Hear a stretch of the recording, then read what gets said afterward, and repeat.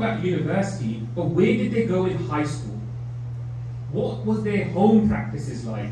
What was their attitude like within one another's Sangha?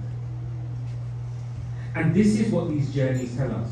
When Guru Har Rai Sahib ji gave Guru Tegh Bahadur ji responsibility ke eastern regions we need that Sachada Prachar. And that's where that happened.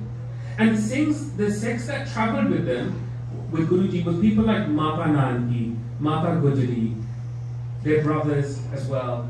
So it showed that at that time, if you look at other places of the world, the men used to go and the women used to stay back.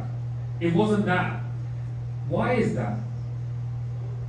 Because Guru Sahib felt that jithe Singha nu inspiration chahiye aanda, utte sade bhainan nu inspiration chahiye.